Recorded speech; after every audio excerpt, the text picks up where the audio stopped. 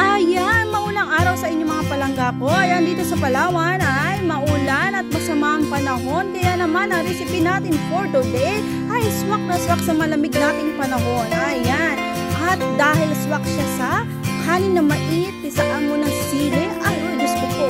Swak ang inyong umagahan, tanghalian, kasama pati ang hapunan. Ayan, o diba? Kaya ano pang inaantay mo?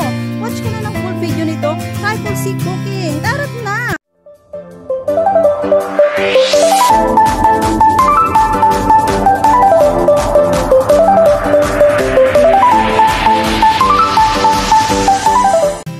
Ayan, nagpainit tayo ng kawali at maglalagay tayo dyan ng cooking oil. Painitin lang natin ang ating mantika at maglalagay po tayo dyan ng bawang. Ayan, tutustahin lang po natin ang ating bawang. At once na nag-golden brown na po siya ay isi-set aside na po natin.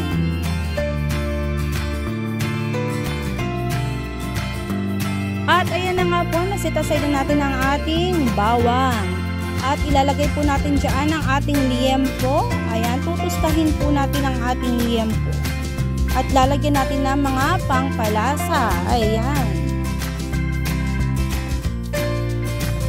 Haluin lamang natin ng mabuti. At takpan po natin yan mga palangga para lumabas yung tubig ng pork. Kasi magtutubig pa po yan eh. Ayan. Tapos bago natin siya consistently na haluin para maglabas yung kanyang mantika. At ayan na nga po, ang sinasabi ko sa inyo. Ayan na siya. So, naluto na siya. Pero hindi pa siya talaga totally nalutong-luto ha. Ayan.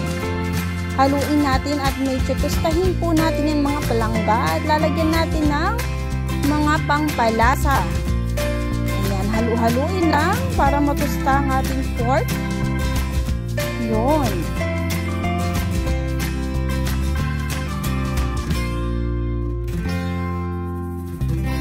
At this point mga palangga ay maglalagay po tayo ng soy sauce o toyo. Ayan. Haluin natin ng maigi. Ayan, di ba? Ang ganda na ng kulay ng ating pork. Nagkulay na siya mga palangga.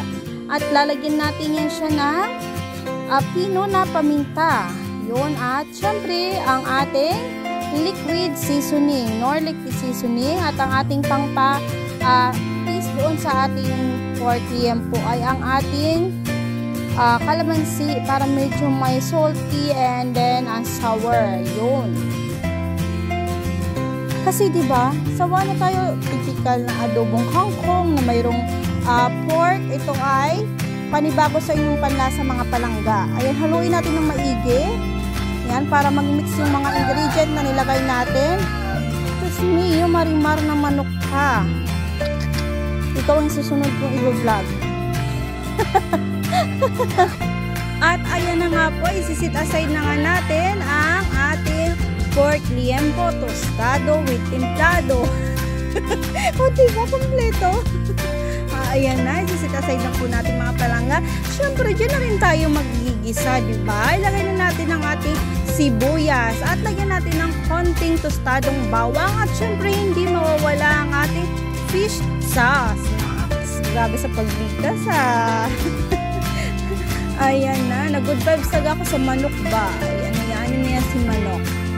Pakinggan nyo na lang kanyang tiktilao. Kaya na mga palangga, ilalagay na natin yung tangkay no pichay at saka ng kangkong. Diba kasi medyo matigas-tigas yan siya. Mas matigas siya doon sa mga dahon. So, kailangan natin siyang unang lutuin para even yung pagkakaluto ng ating experiment sa kangkong at pichay. Yan. Sarap, lami kayo.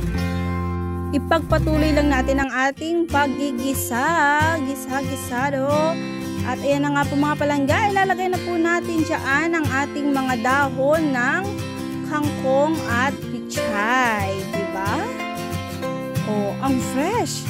Galing likod bahay.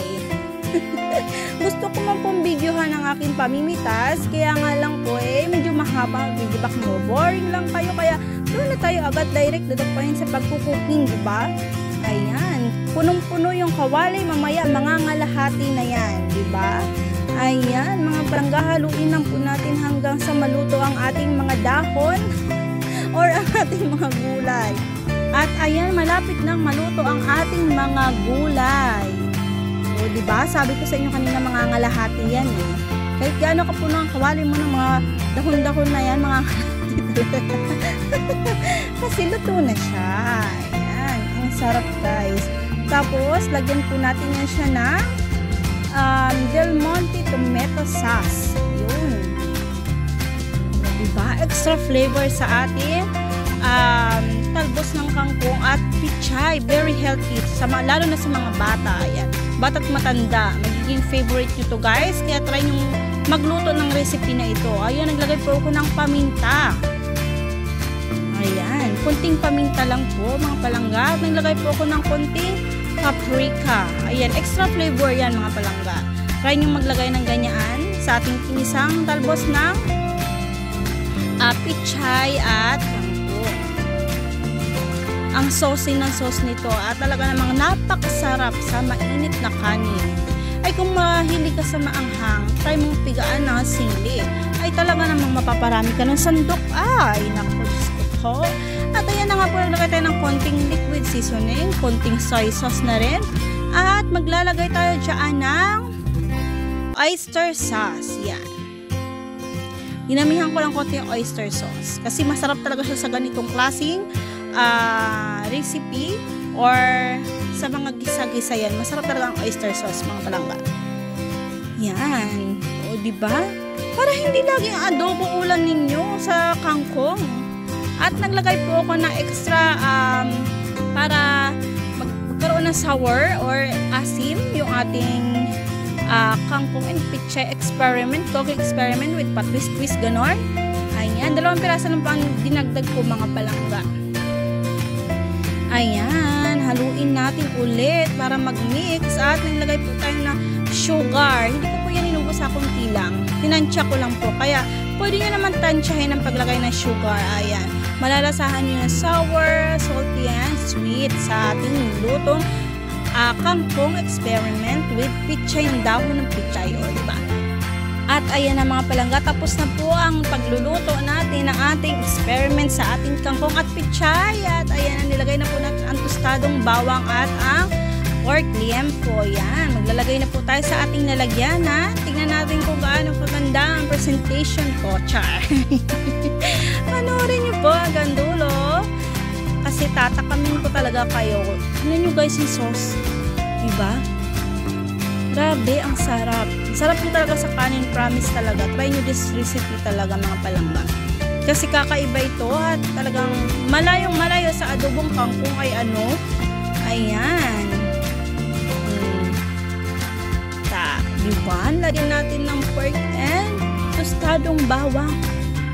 Ayan. Sarap! Kaya maraming salamat po sa inyong panunood ng aking YouTube channel. At sana po patuloy niyo pong suportahan ang channel ko na ito.